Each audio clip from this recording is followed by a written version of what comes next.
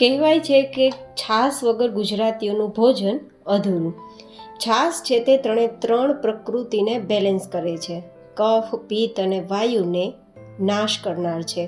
અને કહેવાય છે કે ઉનાળાની ગરમીઓ માટે છાશ છે તે અમૃત સમાન છે.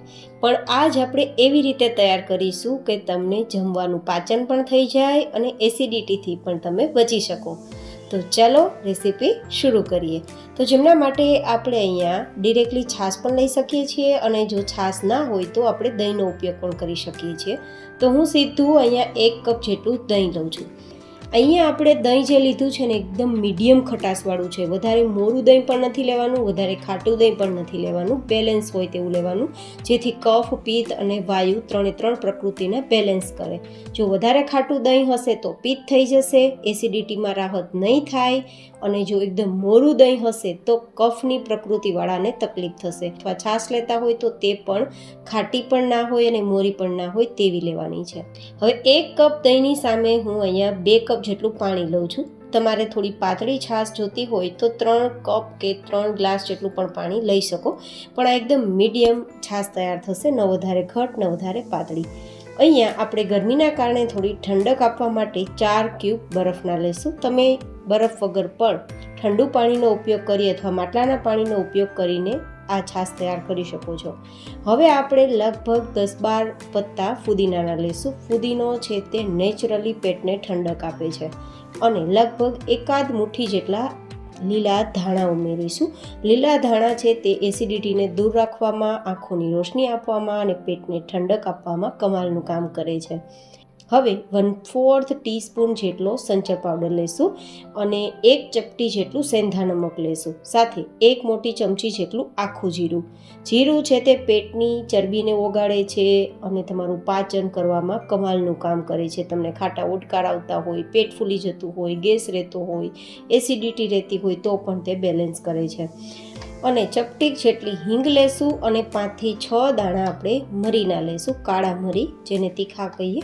તીખા છે તે મસાલાનો રાજા છે. છાશને તીખાશ નહીં આપે પણ પેટને એકદમ ઠંડક આપશે અને જમવાનું પાચન કરશે. હવે લગભગ ચપટીક જેટલું આદુનો પાવડર. અહીંયા તમે લીલું આદુ, ફ્રેશ આદુ પણ લઈ શકો છો, જે તમારા પાચન શક્તિને એકદમ બેસ્ટ બનાવશે, હાઈ કરશે અને જમવાનું ફટાફટ પાચન કરશે. હવે આપણે આ બધી જ સામગ્રીને ગ્રાઇન્ડ કરી એક છાશ તૈયાર કરીશું. પણ જો તમને વધારે એસિડિટી છે, પેટમાં ખૂબ બળતરા થાય છે અને તમે ડાયાબિટીસના પેશન્ટ નથી, તો તમારે અહીંયા 1 ચમચી જેટલી કે 5 થી 6 નાના ટુકડા સાકરના કે મિશ્રીના ઉમેરવાના રહેશે. હવે આપણે અહીંયા લીધેલી આ મિશ્રી છે તે આપણી છાશને મીઠી નહીં કરે પણ એકદમ બેલેન્સ ટેસ્ટ આપશે, ખાટી મીઠી જેવો ટેસ્ટ આપશે, જે એસિડિટીને ફટાફટ શાંત કરશે. તો જો તમને ક્યારેય પણ એકદમ હાઈ એસિડિટી થઈ જાય ત્યારે તમારે બીજું કોઈ પણ વસ્તુ પીવાની કે ખાવાની જરૂર નથી. જો તમને દૂધ પસંદ ના હોય તો તમે છાશ આ રીતે બનાવીને પી શકો છો. તમારી એસિડિટી 2 જ મિનિટમાં છૂમંતર થઈ જશે અને એકદમ ઓછા ખર્ચે આ તમે ઉપાય ઘરે તૈયાર કરી શકો છો. તો જરૂરથી આ વસ્તુ અપનાવજો. પણ ધ્યાનમાં એટલું રાખવાનું છે કે તમે ડાયાબિટીસના પેશન્ટ છો તો તમારે મિશ્રી અહીંયા નથી ઉમેરવાની. મિશ્રીની જગ્યાએ તમારે 1 ચમચી વરિયાળીનો પાવડર અથવા આખી વરિયાળી ઉમેરવાની રહેશે. તો પણ તમારા પેટની ગરમી શાંત થશે. હવે આ બધી જ સામગ્રી આપણે ગ્રાઇન્ડ કરી લેશું. જમ્યા બાદ ઘણા લોકોને અપચો, ગેસ, એસિડિટી જેવું થતું હોય તો આ છાશ પીવાથી તેમને ક્યારેય આ પ્રશ્ન નહીં થાય અને થતા હશે તો પણ ધીમે ધીમે દૂર થશે.